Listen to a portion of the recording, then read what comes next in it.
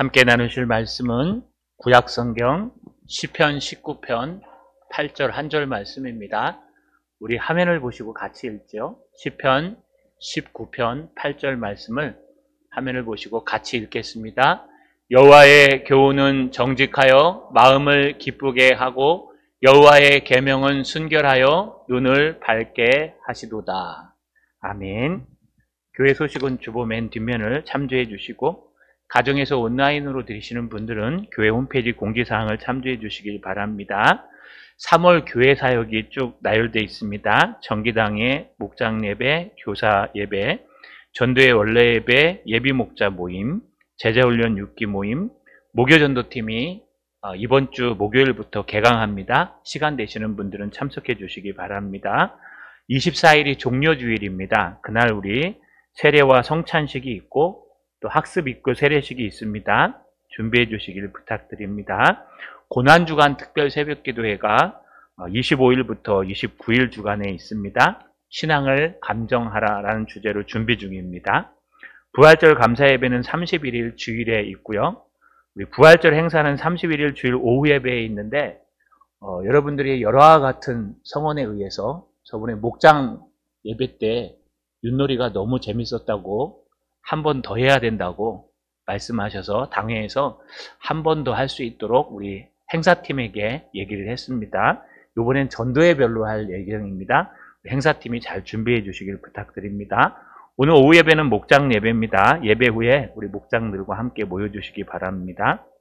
세례 입교 학습 받으실 분들은 다음 주까지 우리 사무실로 또 목자에게 연락 주시기 바랍니다. 매주 토요일 오전 9시 30분에 청소가 있습니다. 시간 되시는 분들은 참석해 주시기 바랍니다. 손을 들어 하나님 앞에 인사하겠습니다. 말씀 앞에 서게 하옵소서. 좌우로 인사합시다. 하나님 앞에서 정직합시다. 여러분, 하나님의 말씀을 어떻게 잘 알 수 있을까? 성경에는요, 이렇게 대치되는 상황들이 많습니다. 구약에 가보시면 원수를 갚되 원수를 우리가 당한 대로 그대로 갚으라고 얘기합니다. 상대방이 눈을 찔러서 다치면 너도 똑같이 가서 눈을 찔러줘라. 이게 상해 보복법이라는 겁니다. 상대방이요, 눈을 여기다가 5cm 딱 칼로 그어서 짜게지면 너도 가서 꼭 5cm만 그어라. 이렇게 되어 있습니다. 그런데 신약으로 넘어오면 예수님께서 이 해석을 다시 하십니다. 형제를 사랑하고 하나님을 사랑하는 게 맞다. 용서해라. 오른뺨을 때리면 왼뺨을 돌려대고 속옷을 가지고자 하는 사람에게 겉옷까지 벗어주라. 오리를 가자 그러면 십리를 같이 가라. 라고 할 정도로 사랑에 대해서 더 많이 얘기하십니다. 신약이 맞을까요? 구약이 맞을까요? 여러분, 성경에는요, 부딪히는 말씀이 많이 있습니다. 오늘 오전 예배 때도 늘 근심하지 말라고 얘기해놓고 또 근심하지 않는 자들을 하나님이 싫어하고 미워하신다고 얘기합니다. 여러분, 이 성경 각 구석구석에 들어있는 것을 우리가 공리라고 얘기합니다. 공공적인 이치. 그래서 각각 공리들이요, 성경 안에 각 말씀 속에 거기에 맞게, 지역에 맞게, 환경에 맞게 원리들이 막 들어있습니다. 이 들어있는 걸 가지고 끄집어 와서 통 털어가지고 이 공리들을 모아놓은 걸 우리가 교리 또는 도그마라고 얘기합니다. 우리 대한예수교 장로회 합동 측의 대표적인 교리는 우리 보수주의 대한예수교 장로회 뿐만 아니라 뭐 감리회도 똑같은 걸 쓰고 있습니다만 여러분, 대표적인 교리가 우리가 지금 오후에 나누는 웨스터민스터 신앙 소요리 대요리 문답입니다.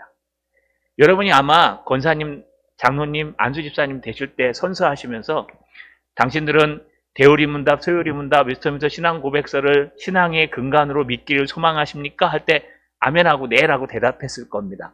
그리고 나서 아마 다들 중직자 또 목사가 됐습니다. 왜냐하면 성경에 많이 널려있는, 성경에 많이 퍼져있는 공리들을 가장 바르게 취합하고 가장 바르게 모아서 가장 건설적이며 보수적으로 이야기하는 게 소요리 문답입니다. 그래서 우리가 지금 오후에 나누고 있는 것은 바로 성경의 모든 원리들을 취합해서 그냥 만들어낸 게 아니고요. 성경의 모든 부딪히는 공리들을 갖다가 과연 그러면 하나님께서 원하시는 것이 무엇이냐라는 걸 얘기하고 있는 겁니다. 우리는 지금 무슨 얘기를 하고 있냐 하면요. 우리의 신앙이 어떻게 성장해 가고 우리의 신앙이 어떻게 구원을 이루어 가는가. 여러분 오늘 죽어도 천국 갈 수 있다고 믿으십니까? 네. 죽어봐야 알죠. 나는 믿는다고 고집 팍 때려 쓰고 고집을 피웠는데 막상 주님 앞에 가니까 나 너 모른다? 그러면 지옥에 가는 거예요. 나는 분명히 예수 믿는다고 했는데 네가 좋아서 했잖아. 나 너 모른다? 그럼 끝나는 거예요. 그러면 구원의 확신이 잘못됐습니까? 그렇지 않아요. 여러분의 구원의 확신은 필요합니다. 그러나 구원의 확신이 있다고 구원받는 거 아닙니다. 구원의 확신은 신앙생활 하는데 큰 도움과 유익을 주지만 과도한 확신은 우리에게 큰 해가 됩니다. 그래서 균형 잡힌 확신이 필요합니다. 이런 것들이 우리에게 필요합니다. 그래서 사도 바울은 구원을 어떻게 표현하냐? 구원을 받았고 구원을 받고 있으며 구원을 받을 것이다.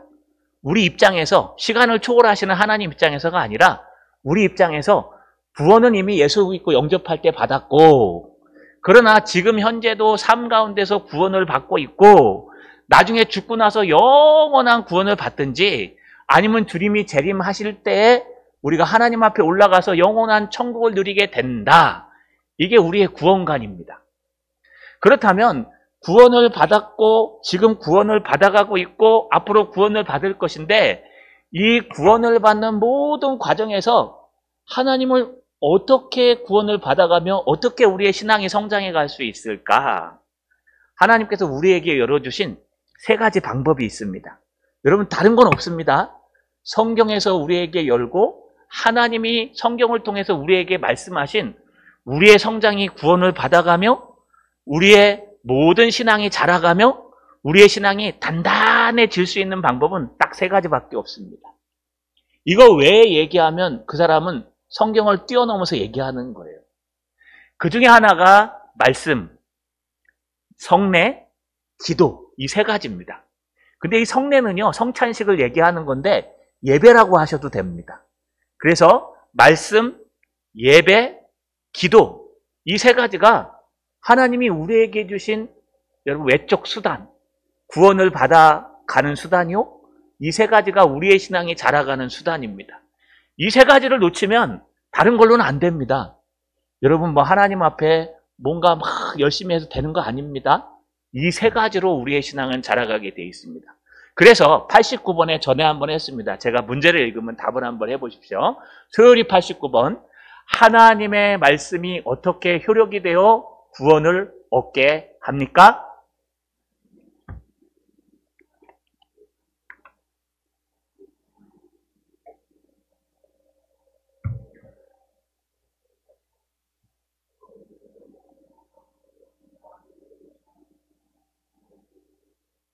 네, 딱 한 가지입니다. 하나님의 말씀을 읽고 하나님의 말씀을 들으면 됩니다.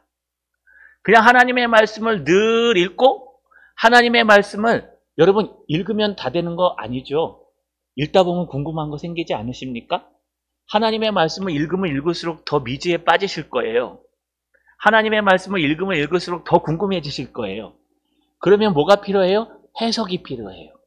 그리고 저희 같은 전문가들이 있는 겁니다. 나름 이 땅에서 성경을 연구하고 신학을 몇십 년 이상 했고 성경을 어떻게 봐야 되는지 알고 있는 저희 같은 사람들에게 성경을 듣는 겁니다.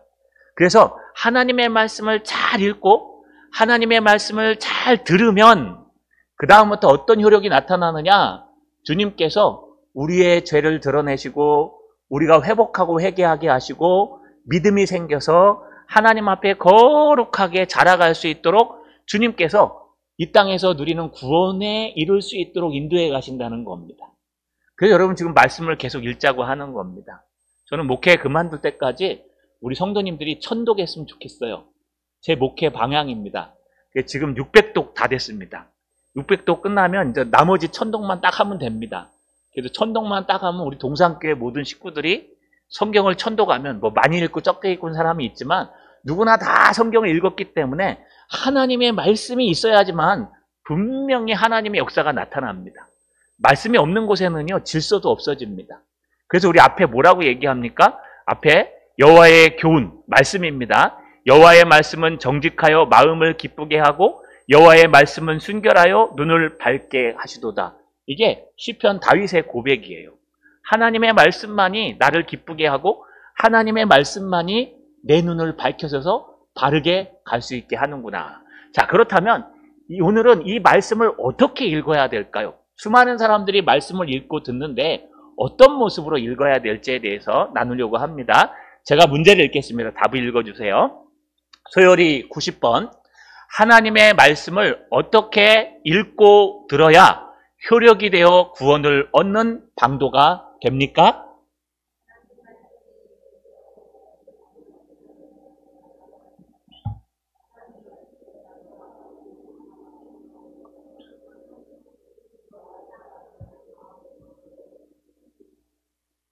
아멘. 하나님의 말씀을 읽어요. 하나님의 말씀을 듣습니다. 그런데 어떤 분은 오른쪽 귀로 듣고 왼쪽 귀로 사라지는 분도 계시고, 어쩔 때는 잘 듣다가 삼천포로 빠지면 안 돼요. 사천시로 빠져가지고 영 다른 길로 가시기도 하고, 그 말씀이 다 그냥 날아가 버려요. 그래서 하나님의 말씀을 읽긴 읽었는데 내가 뭐 읽었지? 내가 도대체 뭘 보고 있지? 이런 분도 계시고요. 하나님의 말씀을 읽긴 읽는데 그냥 형식적으로 눈만 읽는 경우도 있습니다. 사실은 하나님의 말씀을 읽는 자세가 굉장히 중요합니다. 여러분, 누워서, 더 편한 말로 얘기하면 자빠져서, 침대에 자빠져서 읽으시는 거랑 정중하게 책상 위에 앉아갖고 한 구절 한 구절 읽는 거랑 뭐가 다를까요? 내 눈과 내 귀는 입은 읽는 게 똑같은데 자세가 다른 겁니다. 오늘은 무슨 얘기하냐? 어떻게 성경을 읽고 어떤 마음으로 하나님의 말씀을 들어야 그것이 우리 마음속에 녹아내려서 나의 신앙의 성장을 가져오고 나의 하나님의 은혜의 변화를 가져올 수 있는가? 그 얘기를 하는 겁니다. 네 가지를 얘기하는데 세 가지로 줄이면 이렇습니다. 첫 번째, 하나님의 말씀이 우리로 하여금 구원을 얻게 하는 방도가 되게 하려면, 첫 번째, 마땅히 부지런함과 예비함과 기도함으로써 읽어야 한다. 들어야 한다. 여러분, 마땅이라는 단어가 영어로 뭔지 아십니까? 당연히, 확실히 이런 뜻입니다. 우리가 어떻게 하나님 말씀을 읽어야 되냐? 부지런함과 예비함과 기도함으로 읽어야 된다. 그러니까 부지런히 읽으셔야 된다는 뜻입니다. 시간이 되든 안 되든 시간을 정해놓고 부지런히 읽어가셔야 돼요. 게으르면 안 됩니다. 또 하나, 여러분, 준비함으로란 뜻은요, 장소를 준비하고 시간을 준비하고 또 환경을 준비하라는 겁니다. 아이고, 난 시간 나면 틈틈이 읽을 거야. 괜찮아요. 여기다 넣어놓고요, 버스 안에서, 통근버스 안에서 읽으셔도 돼요. 또 출근하실 때 운전 많이 하시는 분은 들으셔도 돼요. 따라 읽으면 됩니다. 그것도 읽은 걸로 쳐줍니다. 눈으로만 읽는 게 아니라 귀로 듣고 따라서 읽으시면 돼요. 저는 최근에 뭐 집에서 운동을 하다 홈트를 하다 보니까 잘 못하는데, 옛날에 산책할 때는요, 이어폰 귀에다 꽂고 빠르게 읽는 성경 있죠. 그걸 갖다 탁 클릭하면 막 다다다다다 하나님 대초에 천지를 창조하시는 요 속도로 계속 읽어요. 그러니까 늘 성경을 보니까 알잖아요. 그러면 여기 속에 운동장까지 올라가갖고 산책하고 쫙 내려오면 그날 읽고 다 읽어요. 그냥 귀로 들으면서 입으로 따라 읽는 거예요. 그래서 상관없어요, 여러분. 운전하시는 분들, 우리 또 출근하실 때 읽으시죠? 막 막힐 때 라디오 듣고 뭐 이런 거 듣지 마시고 성경 딱 틀어놓고 같이 막 입으로 따라 읽다가 좀 지루해지면 끄고 찬양 딱 틀어놓고 찬양 따라 부르고, 여러분 그럼 얼마나 은혜스럽습니까? 그때만이라도 읽는 게. 그렇게 읽으셔도 돼요. 중요한 것은 여기에 어떤 모습? 부지런함과 예비함과 기도함으로 읽어야 된다. 이런 뜻입니다. 왜 기도함이 여기에 들어갈까요? 거룩하게 읽으셔야 된다는 거예요. 소설책 읽듯이 읽는 게 아니라 성경은 하나님의 말씀이기 때문에 기도하는 마음으로, 하나님께서 성령의 감동으로 성경을 쓰셨으니 나에게도 성령의 감동을 주셔서 내가 이 말씀을 읽을 때 나를 변화시켜 주시옵소서. 성경을 읽을 때랑 끝날 때 꼭 기도하고 읽으십시오. 어떤 사람들은요, 성경 한 구절이 인생을 바꿔버립니다. 인생 성경 한 구절만 제대로 알아도요, 인생이 확 싹 바뀌어버립니다. 어떤 분들은 성경을 수없이 외워도 거꾸로 갈 수 있어요. 그래서 성령께서 감동하셔서 나의 마음을 변화시켜달라고 읽으셔야 됩니다. 두 번째, 성경을 읽고 하나님의 말씀을 듣는 두 번째 모습은 마음의 믿음과 사랑하는 마음으로 갈급함으로 읽고 들으라. 두 번째 쭉 읽어보시면 생각하며 믿음과 사랑을 우리 마음에 두고 행실을 뒤로 넘어갔네. 그죠? 예. 행실에 나타낼 것이다. 이런 뜻입니다. 그림 밑으로 넘어간 겁니다. 여러분, 무슨 뜻일까요? 믿음과 사랑을 우리 마음에 두고 하나님의 말씀을 읽으란 뜻입니다. 이 믿음과 사랑이 뭘까요? 믿음으로 읽어야 된다. 주님을 사랑하는 마음으로 읽어야 된다. 이걸 한마디로 얘기하면 하나님을 사모하는 마음으로 읽어야 된다는 뜻입니다. 하나님의 말씀을 읽는데 이게 하나님의 음성이다. 하나님의 말씀이다. 사모하는 마음으로 읽으시라는 거예요. 하나님이 나에게 지금 전하는 하나님의 음성이고 하나님의 말씀이고 나를 사랑하여서 이야기하는 하나님의 말씀이다. 그 마음을 하나님께 두고 마음을 하나님께 사랑함으로 한 구절 한 구절 읽을 때마다 전심을 다하여 하나님 앞에 읽어야 그 말씀이 내게로 와서 내 양식이 되고 내 마음이 풍족해지고 나를 살아나게 하고 구원을 얻는 방도가 된다고 성경은 이야기하는 겁니다. 마지막 세 번째 어떻게 읽어야 되는가? 여러분, 행실을 나타낼 것이라. 이 단어에 있는데 하나님의 말씀을 듣고 마음을 다해서 사모하는 마음으로 읽고 그냥 끝내라는 뜻이 아닙니다. 이걸 어디로 가져오냐? 내 삶으로 가져오라는 겁니다. 여러분, 하나님의 말씀을 들었으면 읽었으면 그 말씀을 저 문 열고 딱 나갈 때 다 잊어버리시면 안 됩니다. 거기서 하나라도 건져가셔야 돼요. 그래서 하나님의 말씀에 오늘 시대를 사랑하라고 시대를 걱정하라 그랬으니 내가 오늘부터 좀 기도해야 되겠다. 하나님의 말씀에 헛된 것을 포기하라 그랬으니 내가 내 삶 가운데 하나님이 기뻐하시지 않는 것들을 한번 내려놔 봐야 되겠다. 라는 마음을 가지고 저 문을 박차고 나가셔서 삶의 현장으로 딱 가시면요. 우리 삶의 현장에서 그 말씀이 실천돼야 됩니다. 여기서 꼭 기억해야 될 것은 여러분, 우리가 율법에 얽매이지 말라 그랬잖아요. 율법은 뭡니까? 하나님의 말씀에 이웃을 사랑하라 그러면 사랑해야 되고, 여러분 하나님 외에 다른 신을 섬기지 말라 하면 섬기지 말아야 되고, 도둑질 하지 말라 그랬으면 말아야 되고, 이런 거잖아요. 그런데 여러분, 그러면 그런 하나님의 말씀을 다 구원을 얻는 데는 필요 없고 율법의 완성이 되신 주님이 사랑으로 했으니까 이거 다 쓸데없고 그냥 예수님만 따라가면 된다, 이런 걸까요?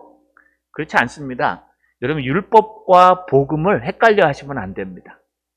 우리가 하나님의 말씀에 설교를 듣지 않습니까? 이건 율법 선포가 아니라 예수 그리스도를 붙들고 이 땅을 어떻게 살아가야 되는지 가르치는 거예요. 그러면 그걸 들었을 때 하나님의 말씀을 붙들고 그 말씀대로 살기 위해 몸부림치는 것은 율법을 준수하는 게 아니라 하나님의 복음을 따라 살아가는 겁니다. 여러분, 어떤 분이 그런 말을 했어요. 한 청년이 와가지고, 목사님, 왜 율법에 사로잡히십니까? 왜 하나님의 말씀에 이거 하라 저거 하라, 이건 율법 아닙니까? 우리는 다 자유하기 때문에 한 예수만 믿으면 되지 뭘 더 필요합니까? 제가 그랬어요. 그럼 예수 믿고 뭐 술집 가갖고 막 놀고 그래 구원받는데 지장 없냐? 그랬더니 그건 아니죠. 그래, 그러면 예수 믿고 구원받았으니까 뭐 아무나 막 칼로 찔러 죽여도 되냐? 아니죠. 그게 긴 게 아닌지 어떻게 알아? 하나님의 말씀이 있는 거예요. 다시 말해서 예수 그리스도를 만나지 않은 사람들에게 하나님의 말씀은 율법입니다. 그래서 우리 한 사람 한 사람이 어떻게 살아가는지 막 착고에 채워가지고 올무가 됩니다. 그러나 예수를 믿는 사람들에게 하나님의 말씀은 율법이 아니라 은혜입니다. 예수님은 율법의 마침이 되셨기 때문에 하나님의 말씀을 내가 다 그렇게 살지 못해도 몸부림치면서 살아가는 거예요. 이게 하나님의 말씀을 붙들고 살아가는 사람들입니다. 오전에 얘기했죠. 우리의 신앙은 하나하나 쌓아가는 벽돌입니다. 여러분들의 신앙이 지금 쌓아가고 있을 겁니다. 옆에 벽돌 보이시죠? 이거 저는 잘 모르겠습니다. 이게 뭐 바깥에 붙인 건지 실제로 싼 건지. 제가 알기로는 싼 걸로 알고 있는데, 이거 어떻게 쌌을까요? 이거 그냥 밑에서부터 싸가, 뭐 위에부터 막 내려갖고 올까요? 아니면 중간에 막 끼워 넣게 할까요? 아니요. 밑에부터 하나 쌓아 올리는 거예요. 우리 신앙이 이 벽돌과 똑같습니다. 어떻게 해요? 오늘도 하나님의 말씀을 붙들고 나의 삶의 일부분을 고쳐가고, 오늘도 하나님의 말씀을 붙들고 내 행실의 일부분을 수정해가고, 오늘도 하나님의 말씀을 붙들고 여러분 진정한 마음으로 받아들여서 나의 모든 것을 고쳐가면 그것이 하나, 둘, 셋, 넷 쌓아가면 언젠가 나도 모르게 내 키가 넘도록 쌓아서 아무것도 침투할 수 없는 흔들리지 않는 집이 된다는 겁니다. 말씀을 마치겠습니다. 여러분, 우리 한번 신앙으로 돌아봤으면 좋겠습니다. 다른 거 없어요. 아주 간단합니다. 신앙은요, 하나님의 말씀을 열심히 읽고 하나님의 말씀을 열심히 듣는 겁니다. 어떻게 해요? 하나님의 말씀이 우리로 하여금 구원을 얻게 하는 방도가 되게 하려면, 첫 번째, 마땅히 부지런함과 예비함과 기도함으로써 읽어야 됩니다. 들어야 됩니다. 두 번째, 마음과 사랑을 우리 마음에 두고 들어야 됩니다. 세 번째, 듣기만 하지 말고 하나님의 말씀을 가슴속에 새기고 나의 삶을 한 장 한 장 바꿔서 쌓아가야 됩니다. 그러면 어느 틈엔가 나도 모르게 우리의 신앙이 성장해 있고 자라있고 변화되어 있을 겁니다. 오늘 한번 나누어 보십시오. 우리가 성경을 얼마나 읽고 있는지, 또 설교를 얼마나 많이 듣고 있는지, 어떤 마음으로 듣고 있는지 우리 목자랑 함께 나누셔서 여러분의 인생에 하나님의 말씀을 붙들고 구원해가는, 승리해가는 저 여러분 되시길 주님의 이름으로 간절히 소망합니다. 전능하신 하나님 고맙고 감사합니다. 우리 김영수 집사님 성경 삼독하여 하나님 앞에 드립니다. 하나님 함께해 주셔서 감사합니다. 어렵고 힘들지만 늘 집에 오셔서 자녀와 함께 성경을 읽는 것을 알고 있습니다. 하나님 벌써 많이 읽게 하심을 감사드립니다. 우리 집사님에게 이 말씀이 양약이 되어서 인생을 살아갈 때 신앙의 집을 크게 짓는 멋진 우리 집사님과 가정이 될 수 있도록 축복하여 주시옵소서. 하나님 오늘 말씀을 나누게 하심을 감사합니다. 하나님께서 우리에게 주신 은혜의 수단 중에 하나님의 말씀을 배웠습니다. 우리가 하나님의 말씀을 잘 읽고 잘 듣게 하옵소서. 마땅히 부지런하고 예비함으로 기도함으로 읽고 듣게 하옵소서. 마땅히 마음을 다하여 사모하는 마음으로 읽고 듣게 하옵소서. 마땅히 삶에 적용하여서 우리의 삶이 조금씩 변화될 수 있도록 읽고 듣게 하옵소서. 그래서 우리 목장 식구들이 하나님 앞에 흔들리지 않는 참된 신앙을 가질 수 있도록 도와 주시옵소서. 예수님의 이름으로 기도하옵나이다. 아멘.